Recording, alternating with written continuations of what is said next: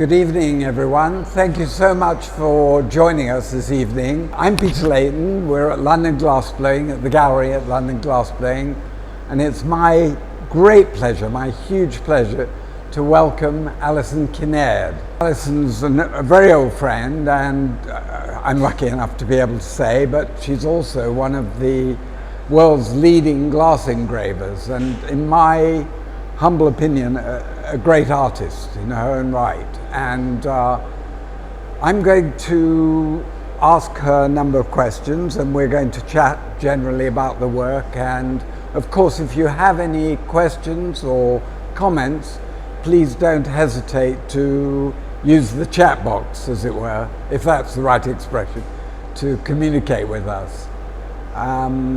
Alison, I'd like to say hi, and thank you so much for coming down from Scotland to be with us for this show. We're absolutely blown away, as they say, to have it here. I'm delighted with the way it looks, and I wonder what your thoughts are. Well, I'm thrilled to have been asked to show here, because this is such a well-known, well-respected gallery, so it's very, very nice to be asked to show here. And great to come down to London again, actually, for a change. Good. Well, I'm glad that was it. That was a good excuse.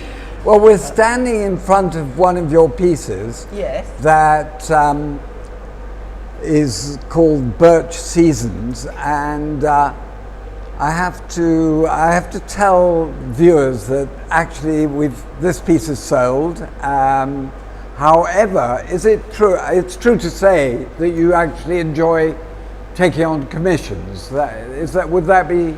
Yes, I do. I mean, I've taken commissions all my career. You know, my work has been, I suppose, half and half commissions and exhibition work of my own ideas. So, no, I'm very happy to do commissions, and people do love birch trees. Yes. There's something about birch trees that really seems to attract people, and they are beautiful in glass engraving because they've got that silvery quality of the bark, so which just happens naturally in engraving, in wheel engraving particularly. I mean, this is a particularly beautiful version, in my opinion. It's beautifully mounted. What happens in it is that it gradually changes colour through the seasons.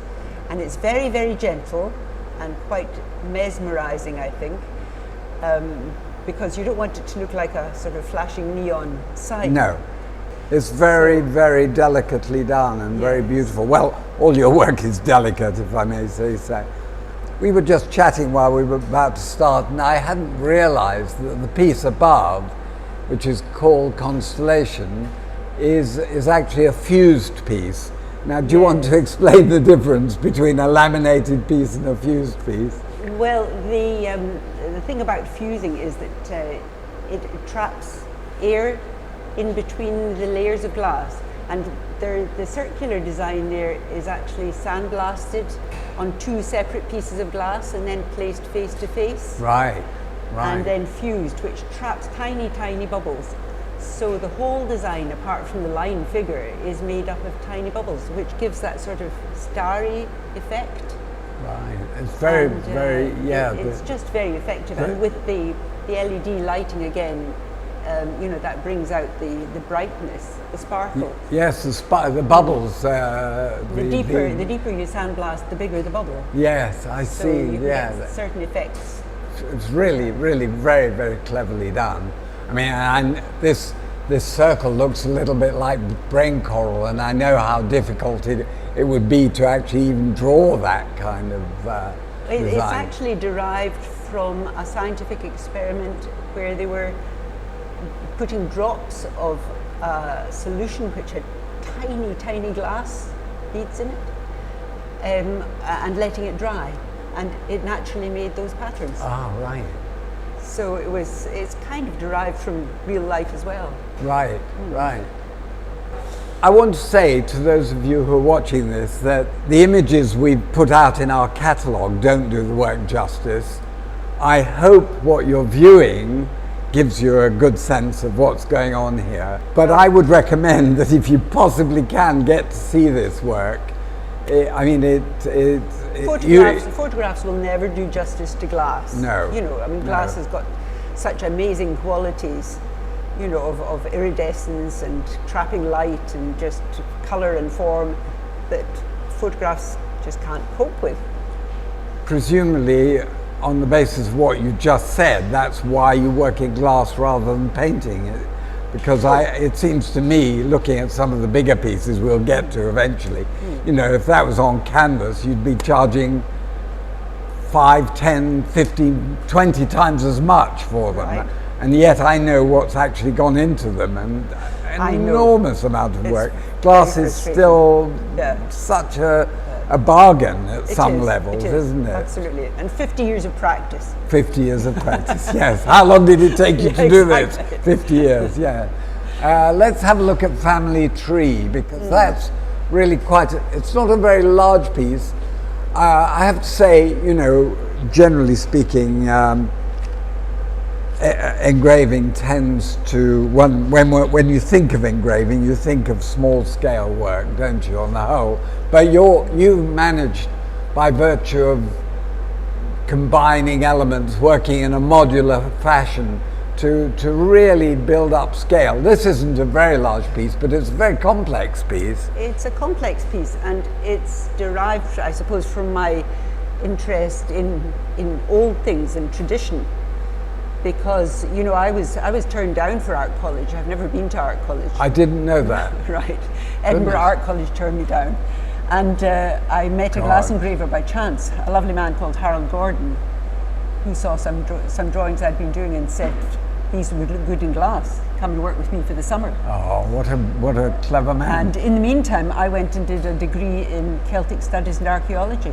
And that definitely comes into my work. Because I really love old things and old designs and tradition. And this is taking Celtic knotwork, and really the idea of the family tree is that family relationships are quite complex and difficult sometimes, and Celtic knotwork seemed quite a good metaphor for this. And when I say that to people, they all go, oh yes, yes, family relationships. So, and the maze patterns as well, you know, you're just sort of muddling your way through things, trying to find your way out.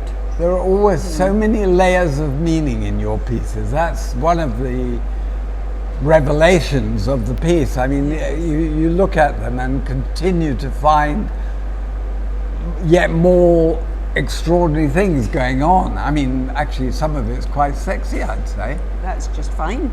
Is that all right? Yes, absolutely. It should be. Yeah, good. Well, I've always worked with the human figure, and the naked human figure, most of the time, in fact. But do you find glass lend itself to, or glass engraving lends itself to the figure? Yes, in a particular way. Yes, it does. One of the it describes muscle and skin so beautifully. You know, the modelling is perfect for wheel engraving. Right. So that's why I've. Do you want to describe your process a little bit, because people don't not know everybody knows what wheel engraving means. Most people imagine that you're sort of drawing on the glass in some way. Yes. With a wheel, like a dentist drill or something like that, and some people work very successfully with that, but you don't get the same effect as you do with the wheel engraving, which is a very old process.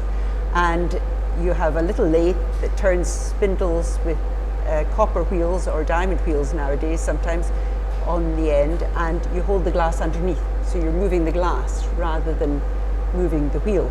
Right. And you're carving into the glass, and every wheel, and you have about 40 or 50 wheels, every wheel makes a different cut, and you learn how to blend these together. And it sounds totally impractical, but for some reason you have huge control over it, and it's a technique that has lasted for thousands, literally thousands of years. You know, the Romans and the Babylonians used it. So, you know, there must be something special about it, and I think there is. But on the subject of the layers of meaning, the other thing about glass is that it's beautiful. So almost anything you do in glass, especially with engraving, is going to look very, very pretty. Yes. And is that a problem or well, the challenge an is advantage? In some ways it's an advantage because it appeals to everybody. But the challenge is to do strong work.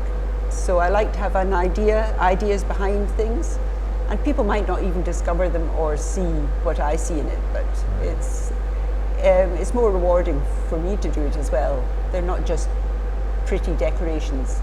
Right, exactly. That's the common perception, I think, of engraving pretty little. But it also looks beautiful. Yeah. So what can you do? We can move on to this piece, which is called Butterflies, and this has a lockdown connotation, doesn't it? The idea of the butterfly collection with the butterflies kind of pinned in place. This is a sandblasted piece where I've sandblasted the silhouettes of the butterflies, and then I've engraved butterflies on top, and I've painted them with a glass paint, a special glass paint that you can fire on. It makes it permanent, and you get the sort of three-dimensional quality and the detail of butterflies so beautifully. So it's not an enamel, it's not a classic enamel. No. It's actually a glass paint. Which you can paint, what sort of temperature do you fire that on? You can do it in your domestic oven, Oh, which can is you? a great Can advantage for me, sure. because it's less dangerous for the glass as well. Yeah. And you know what your colour is going to be. Yeah. And that's really the big advantage, because sometimes with enamels, you put them on and it's difficult to tell how they're going to react. This is so delicate, the linear quality of the wings, it's well, they're engraved, you see, and you can do the veins and so on. Yeah, real detail. It's amazing. The detail is amazing, and the contrast between that detail and this silhouette is very clever, and I love the shadow. It's got a great shadow. Yeah. And actually I had it standing in my window at home, and the door had been opened, the front door had been opened, and a real butterfly flew in and landed on top. You're joking. I managed to get a photograph. Did you? Yes, I did. Did you? Yes, it was just sitting there for a few minutes. Oh, how and wonderful. It was just such a surprise. But I thought, maybe it recognises something in it. That's an accolade. Yeah. Well, we've got a very abstract piece next. Well, to my mind anyway. Do you want to talk to us about this one, Mirror Images? I've almost always worked with the human figure, and I just started looking at it, in relation to mirrors, the female form. You're always looking at yourself in a mirror. There's positive and negative things about it, and I just wanted to bring out the contrast between the black glass and the mirror glass, and then the little touches of sandblast which make it a kind of abstract. The sandblast is painted. The resist for the sandblast is painted. So it gives you that sort of painted quality. So you get a painterly really clever quality to it. You're working backwards. You're working negative with that as well, you see. So you have to think about that. And then just a couple of something we haven't talked about, and we'll probably get to something that's more relevant, but apart from your glass engraving, you're internationally known as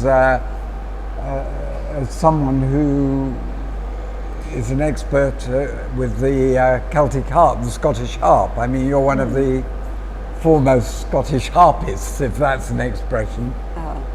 So you've got two. Oh God! I almost said that. Forgive me. But so what's the relationship between glass engraving and the music, would you say? Well, apart from the fact that your late husband had a music business too. He did, and that's how we met, through music. Right. We had a great connection through that all our lives, and it was. It's kind of a parallel in a way. I mean, the Scottish harp is a very beautiful instrument. Almost anything you do on that is pretty as well, so doing strong music on it is a challenge. So I started looking for actual Scottish harp tunes, music that had been composed for the harp, and nobody had done that before. So I, discovered a lot of them. Did you? Yeah. It kind of brought it to... Did you compose some? I have composed. I wouldn't say I'm a composer. I like to arrange the music and discover things. We actually have a book of yours here that if somebody wants to buy one of these pieces, they get Alison's book free. That comes with it. But in the back of the book there's a CD Yes. And that has you playing some pieces, doesn't it? Has. As well as and actually, some visuals. I mean, I have composed some music, and for a couple of pieces, I took advantage of modern technology as well, because I took my harp to the physics department of Edinburgh University, and the professor there, who conveniently was an early music enthusiast. How wonderful. Yes, was very keen to help and sampled the notes of the harp on his computer. And you normally think of sound waves as just going up and down. Yes. But if you sample them in a different way, yes, across the waves, you get what are called lycigus patterns. And those are just like Celtic knotwork. Wow. Amazingly. I mean, it's in the music. These How beautiful extraordinary. patterns. And so I took one of those for each of the notes of the tune, wrote out the piece of music, because of course the dots and lines of music are just a code anyway. Yes. So you can choose another code. Yeah. And put in colour and figures to sort of represent the emotions that I was feeling while playing it. And that piece was a major installation which was bought by the Scottish Parliament and is there permanently. Right. And they play the music as well. So, and that's in Edinburgh. In Edinburgh. So that's worth a pilgrimage, I'd say. Yeah. Next time I'm heading north, I'll go and try and remember that. So this is a group of pieces called Waiting, and there are more of them, but these are three of them. Yes. And they derive from things you saw in you used to have a home in New York, I understand. Yes, well, Robin was working there, and so we had a flat in New York for a while. We used to commute basically to, 2 or 3 times a year.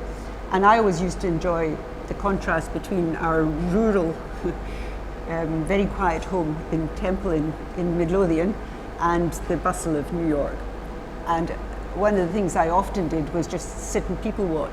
Right. And you're in a subway or you're at a bus stop or wherever you are, and you just see somebody, and I quite often did a little sketch and wondered who they were waiting for, what they were waiting for. Everybody's waiting for things. Yes. Yes. So that's what this series is about. And it's nice to bring the colour into it as well, the light and the colour. It's delicate colour, It's and delicate. it's nice. I like it. I love it. Yes. Very, very well done. Love this tunnel. Yes. This. Well, I sense quite of often, you see, these depth. are a combination between sandblast and the wheel engraving. Yes. So that the shading is done with sandblast. Right. And usually very right. delicately. It is very fine. And then anything that looks three-dimensional, all the detail is done with the copper wheel. Yeah. So it's a combination of the two. Right. Really, really knockout. Really nice. So this next piece, called Swan Wing, this is actually sold as well. The detail of those feathers is just extraordinary. I mean, it's well, again, so choosing the right subjects for engraving. And feathers. I mean, I'm kind of a little bit obsessed with feathers. Are you? Yes. Feathers, I was going to ask about so your beautiful. inspiration. Sorry, Yes. forgive me. No. I love feathers, and their wings are beautiful. Birds are beautiful. And, but the way you've layered that, I mean, one. Well, that's the way they God, are. You see. I can't believe it. I can't believe Nature is beautiful. You didn't get into art school. I mean, I've never seen anybody draw with such. It's like a dura or something. Well, the wings are amazing. just gorgeous things, and I've done a lot of studies of different wings of different birds. This is a swan wing, and so, I actually do feathers and birds as a regular subject as well. Yes. So this, I remember this. You collaborated with Lindeen Mill, the studio in Scotland, to produce this overlaid blue disc. Yes. And yes, go ahead. Dave Kaplan. Dave Kaplan, is a good friend of mine, and has been for many years. And his wife Annika is just so lovely. So they're both great very couple. I great agree. Friends of mine. And whenever I need something special blown, then I ask Dave, "Can you do it for me?" Right. And this is one of the things he's done in the past. He's done a number of these coloured discs for me.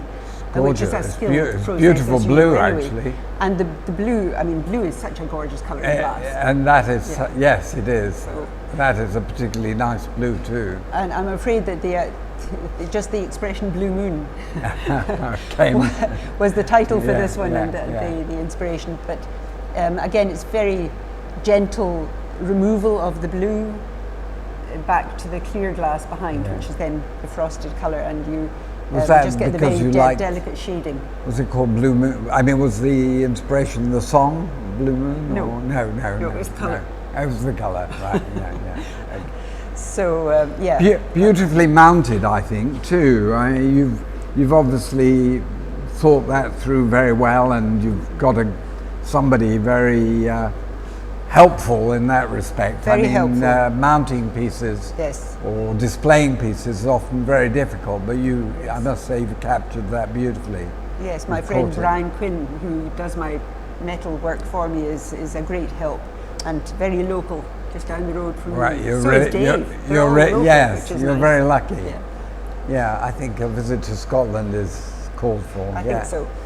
So this is actually a thick disc, isn't it? It's a Yeah. thick disc. And yes. is it quite deeply carved from the back? It or- is. yeah. It is. I mean, it's what we were saying before, that skin and muscle are the just perfect subjects for Yes. for engraving, and I've done a lot of sort of anatomical study over the years in drawing, so that you have to know what's going on underneath the skin. You can't just do the outline. So it's that one's called Echo, and is contrasted with the delicate sandblast shading, as if there was an echo going on. So this listening to it. card shows it with a dark background, doesn't background. it? Yeah. So Yes. any of these pieces can actually can be lit in a variety of ways, and if you put Absolutely. a black background behind it, it throws the You know, you the carving want into light relief. to come through the glass Yes. from whether it's natural light, which is beautiful and changes throughout the day, or whether it's artificial light, and you can place a light behind it, and it really throws engraving up that way. I mean, our problem, as in most galleries, is that they're designed as white boxes with no windows, which is yeah. the engraver's nightmare. It Yeah, is. It's fine yeah. for other kinds of glass and shows them beautifully.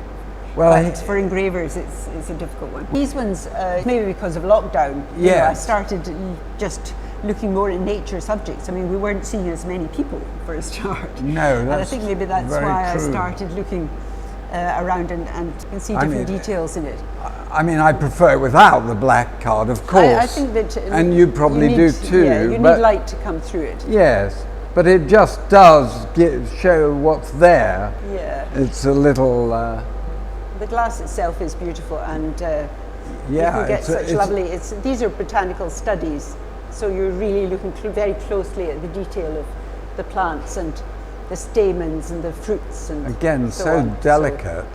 And these are just in our garden, you know, And just things around us. is that crystal glass or something? I mean, No, it's a low iron glass. low iron glass. Yeah, yes. yeah, because yes. that's soft enough to work on, and doesn't have the soda glass look. No, you know, the glue. no, I agree. It's, Yeah. it's nice. Actually, actually even through the edge, I can see reflections It's of got a the sparkle engraving as through well, the edge. yes, it's really rather nice. nice, rather beautiful actually. And I don't know if you can zero in on that.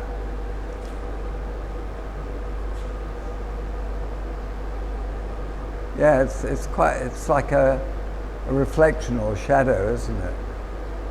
I find that looking at the detail, the physical detail of them, is a great help. It takes away the sort of just the pretty, flowery design.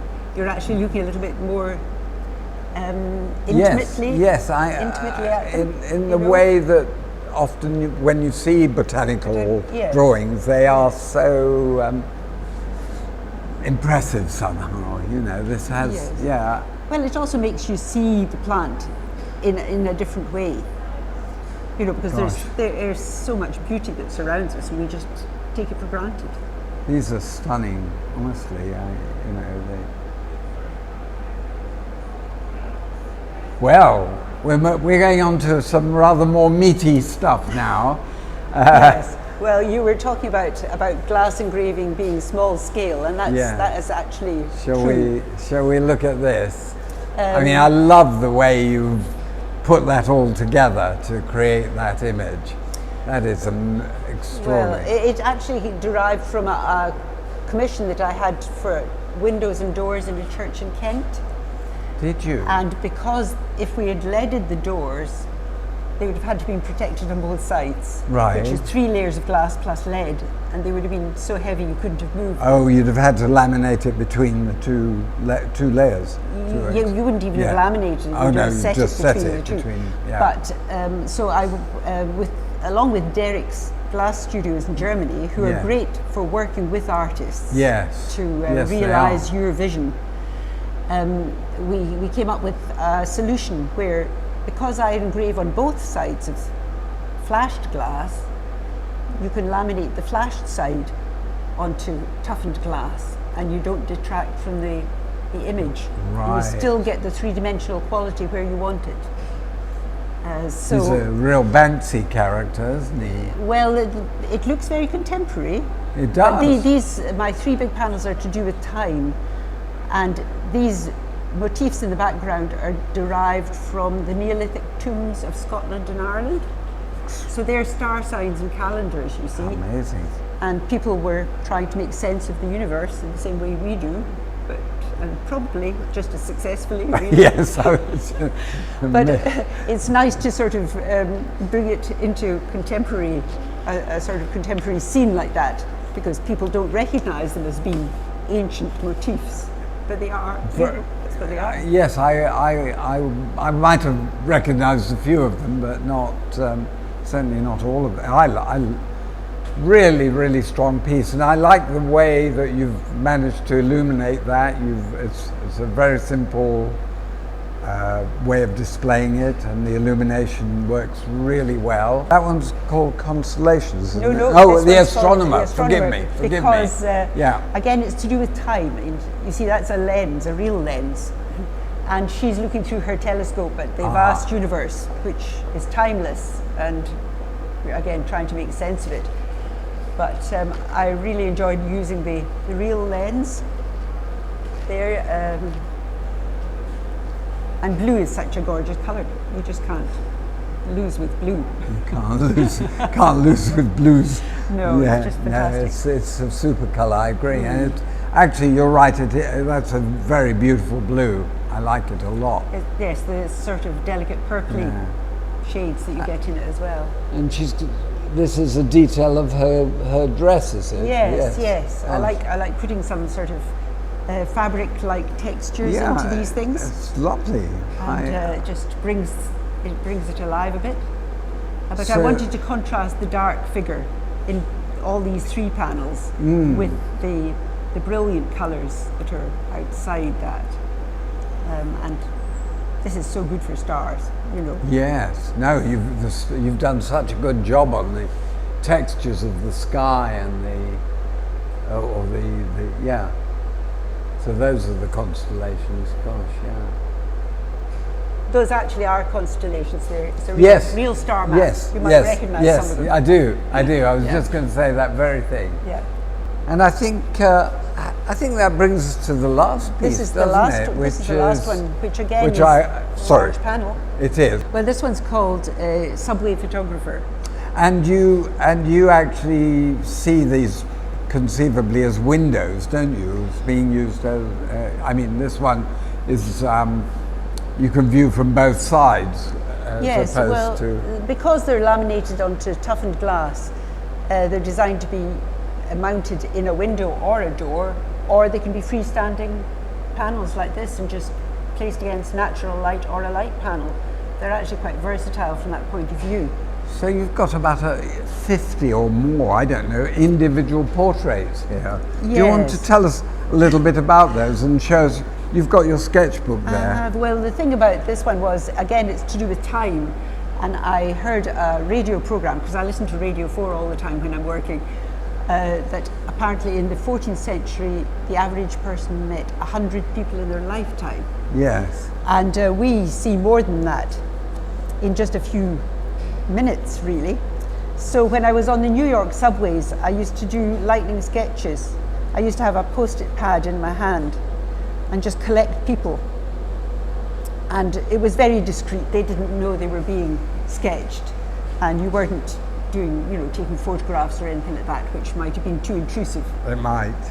I mean, you've invented the detail, presumably, because the Yes, sketches are quite minimal. Minimal, yes, yeah. Basic. Look at this one, Anthony, down here, this rather sad-looking guy. He's looking pretty miserable, He that one. is a little Yes, bit, but yes. I mean, if you can... There's one there, you see, just at this page we're open. Yeah. This one here is this Oh. lady here. look at Do you see how it works out? Wow. I mean, that is just beautiful. So it's quite nice just to take a very basic sketch and, translate it into the person I did see. I mean, honestly, Alison, these are museum pieces. I mean, I could see them in a home, but they are museum quality. That's what I'm trying to say. I suppose. Even his string vest. That's the fabric detail again. It's nice. You can tell I'm an admirer. Thank you. Yeah, That's very nice. Yeah. And incidentally, we're going past this one here. A lady came into my studio and said, "Is that me?" And she took down her mask, and it was very like her. Truly. And I said, "Well, not unless you were in New York."